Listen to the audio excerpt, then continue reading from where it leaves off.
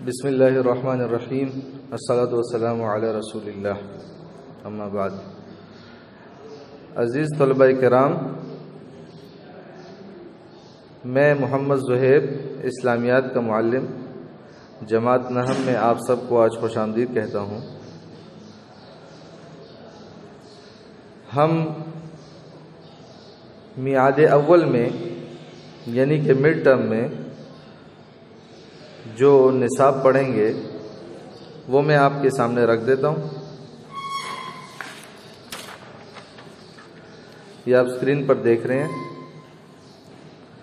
اسلامیات نصاب برائے میعاد اول نہم یعنی 9th کلاس کا مڈ ٹرم کا جو کورس ہے، اس میں ہم سورہ انفال پڑھیں گے۔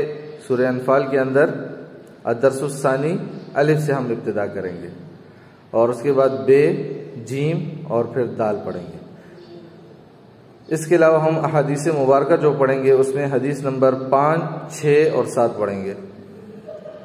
اس کے ساتھ موضوعاتی اسباق جو ہیں وہ 2 ہیں، ایک ہے اللہ تعالیٰ اور اس کے رسول صلی اللہ علیہ وسلم کی محبت و اطاعت پڑھیں گے، اور دوسرا علم کی فرضیت اور فضیلت کو پڑھیں گے۔ عزیز طلبہ، اب ہم سبق کی طرف آتے ہیں۔ الدرس الثانی الف۔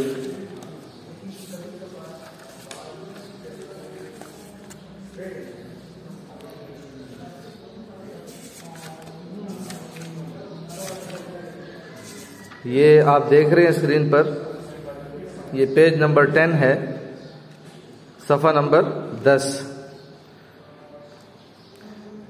یہ پورا ایک رکوع ہے جو کہ ہم آج پڑھیں گے انشاءاللہ، اور اس رکوع کے اندر جو مضامین، جو موٹے موٹے مضامین اللہ تعالیٰ نے بیان فرمائے ہیں، میں ان کو خلاصے کی صورت میں پہلے آپ کے سامنے رکھنا چاہوں گا تاکہ اس کا ایک سکیچ اور ایک خاکہ آپ کے ذہن میں آ جائے۔ اس کے بعد ہم اس کو تفصیل سے ترجمہ کے ساتھ پڑھیں گے انشاءاللہ۔ یہ جیسا کہ آپ اسکرین پر دیکھ رہے ہیں،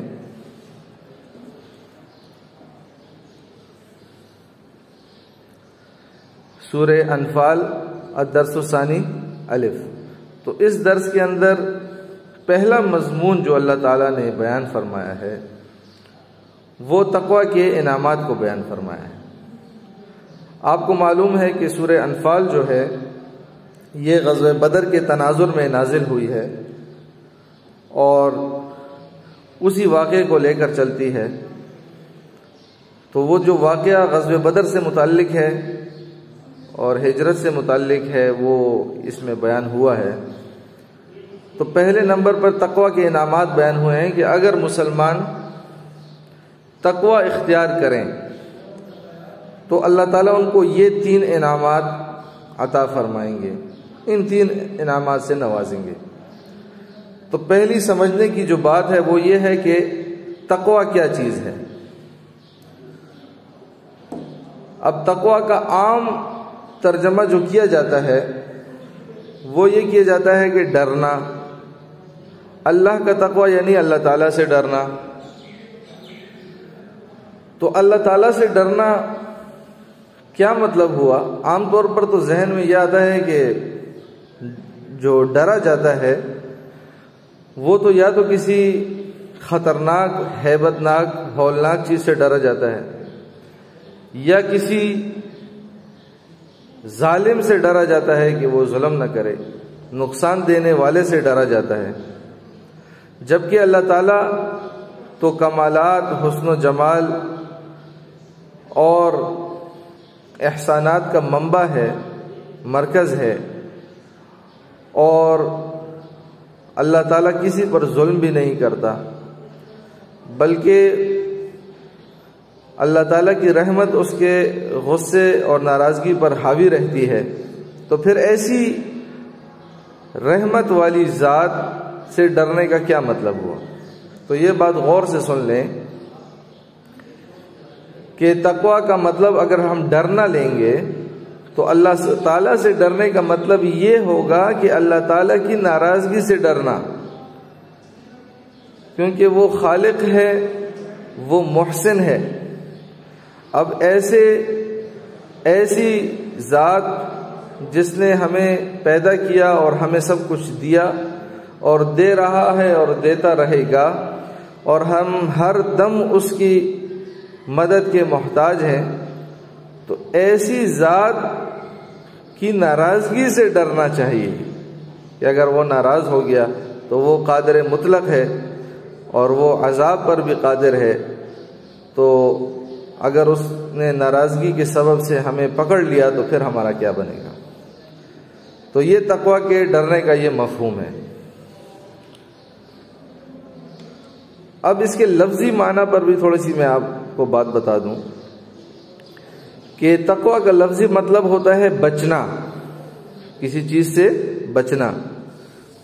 تو اس معنی میں لیں تو تب بھی بات صحیح ہے کہ مراد یہ ہوگا کہ اللہ تعالیٰ سے بچنا، اللہ تعالیٰ سے بچنا یعنی اللہ تعالیٰ کی ناراضگی سے بچنا، یعنی کہ اللہ تعالیٰ کے عذاب سے بچنا، یعنی ایسی زندگی گزارنا جو اللہ تعالیٰ کی منشا اور رضا کے مطابق ہو، اس کے حکموں کے مطابق ہو، یعنی اس کے بھیجے ہوئے رسول صلی اللہ علیہ وسلم کی سنت کے مطابق زندگی ہو۔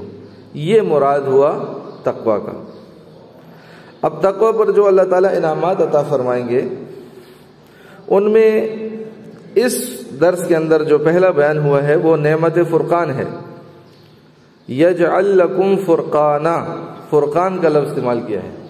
تو جو نعمت فرقان ہے یہ ایک ایسی صلاحیت ہے، ایک ایسی سمجھ ہے کہ جس کی بنیاد پر مومن حق اور باطل، غلط اور صحیح کے درمیان فرق کر سکتا ہے۔ ایک ایسی صلاحیت کا نام ہے فرقان۔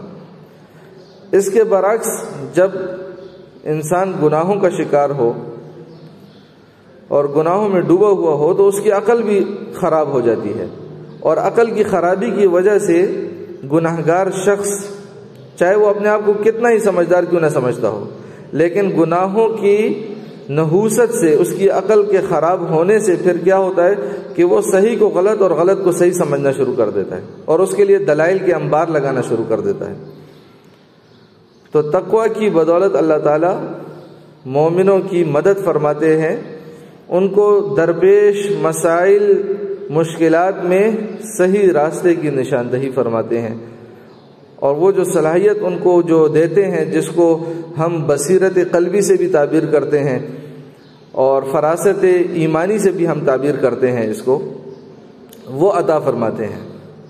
اللہ تعالیٰ ہم سب کو یہ نصیب فرمائے۔ دوسرا، اللہ تعالیٰ جو گناہ کیے ہیں اور ریکارڈ میں آ گئے ہیں، اللہ تعالیٰ وہ گناہ ریکارڈ سے ہی مٹا دیں گے، گناہ ہی مٹا دیں گے، اور جو اللہ تعالیٰ کی ناراضگی ہم مول چکے ہیں وہ ناراضگی اللہ تعالیٰ بخشش سے بدل دیں گے اور معاف فرما دیں گے۔ یہ تو پہلا وہ مضمون ہے جو کہ ایک بڑا مضمون اس میں ان آیت میں بیان ہوا ہے۔ دوسرا، کفار مکہ کی چالیں ہیں، یعنی چال سے مراد یہاں پر ان کی وہ تدابیر اور وہ تجاویز ہیں جو انہوں نے مشورہ کیا تھا کہ کیسے اسلام کو روکا جائے۔ دراصل جب مسلمان ہجرت کر کے مدینہ جانے لگے تو مدینہ میں اسلام تیزی سے پھیلنا شروع ہوا۔ کافروں کو یہ پریشانی لاحق ہوئی کہ اگر اسی تیزی سے اسلام پھیلتا گیا تو ہماری سرداری ختم ہو جائے گی اور پورے جزیرہ عرب پر اسلام چھا جائے گا۔ تو انہوں نے مل بیٹھ کر ایک مشورہ کیا کہ اس سے پہلے کہ نبی اکرم صلی اللہ علیہ وسلم بھی مدینہ تشریف لے جائیں، ہم ان کو یہاں پر محبوس کر دیتے ہیں، یا ہم ان کو معاذ اللہ قتل کر دیتے ہیں، یا ان کو جزیرہ عرب ہی سے نکال دیتے ہیں کہ یہ ٹینشن ہی ختم ہو جائے اسلام کی۔ تو اس کے لیے انہوں نے جو مشورہ کیا تو اس میں مختلف تجاویز آئی ہیں، اور ان تجاویز کو اللہ تعالیٰ نے یہاں پر بیان فرمایا ہے، ان کے ان منصوبوں کو بیان فرمایا ہے جس میں پہلی یہ رائے تھی کہ آپ صلی اللہ علیہ وسلم کو قید کر دیا جائے، دوسری تھی کہ قتل کر دیا جائے، اور تیسری تھی کہ ان کو وطن سے نکال دیا جائے، یعنی جلا وطن کر دیا جائے۔ تو یہ جو دوسری رائے تھی اس پر اتفاق ہو گیا تھا، یہ اس میں بیان ہوا ہے۔ تیسرا بڑا مضمون جو اس میں بیان ہوا ہے اس رکوع کے اندر، وہ یہ ہے کہ اللہ تعالیٰ کسی بھی قوم پر اس وقت تک عذاب نازل نہیں فرماتے جب تک کہ دو باتیں موجود ہوں، یا تو ان میں ان کا پیغمبر موجود ہو، یا ان میں اللہ تعالیٰ سے استغفار کرنے والے لوگ موجود ہوں۔ اب ہم آتے ہیں سبق کی طرف۔ اب غور سے آپ آیات کو دیکھیے اور اس کے ترجمے پر غور کیجیے، یہی مضامین آپ کو نظر آئیں گے۔ بعد اعوذ باللہ من الشیطان الرجیم، بسم اللہ الرحمن الرحیم۔ یا ایھا الذین آمنوا ان تتقوا اللہ یجعل لکم فرقانا ویکفر عنکم سیئاتکم ویغفر لکم واللہ ذو الفضل العظیم۔ مومنو، اگر تم خدا سے ڈرو گے تو وہ تمہارے لیے امر فارق پیدا کر دے گا، یعنی تم کو ممتاز کر دے گا، یعنی وہ نعمت فرقان، وہ صلاحیت عطا کرے گا، اور تمہارے گناہ مٹا دے گا اور تمہیں بخش دے گا، اور خدا بڑے فضل والا ہے۔ تو یہ وہ تقوی کے 3 انعامات جو ابھی میں نے آپ کو بتائے تھے، یہ وہ بیان ہوئے۔ اگلی آیت میں دوسرا مضمون بیان ہو رہا ہے، وَإِذْ يَمْكُرُ بِكَ الَّذِينَ كَفَرُوا لِيُثْبِتُوكَ أَوْ يَقْتُلُوكَ أَوْ يُخْرِجُوكَ۔ اور اے محمد صلی اللہ علیہ وسلم، اس وقت کو یاد کرو جب کافر لوگ تمہارے بارے میں چال چل رہے تھے کہ تم کو قید کر دیں، یا تم کو جان سے مار ڈالیں، یا وطن سے نکال دیں۔ وَيَمْكُرُونَ وَيَمْكُرُ اللَّهُ وَاللَّهُ خَيْرُ الْمَاكِرِينَ۔ تو ادھر وہ چال چل رہے تھے اور ادھر خدا چال چل رہا تھا، یعنی ادھر وہ منصوبہ بنا رہے تھے، ادھر اللہ منصوبہ بنا رہا تھا، اور خدا سب سے بہتر چال چلنے والا ہے۔ یہ دوسرا مضمون بیان ہو گیا۔ وَإِذَا تُتْلَى عَلَيْهِمْ آيَاتُنَا قَالُوا قَدْ سَمِعْنَا لَوْ نَشَاءُ لَقُلْنَا مِثْلَ هَذَا إِنْ هَذَا إِلَّا أَسَاطِيرُ الْأَوَّلِينَ۔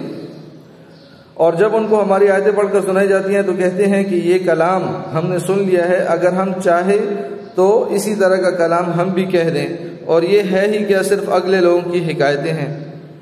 تو وہ قرآن کا ایسے مذاق اڑایا کرتے تھے۔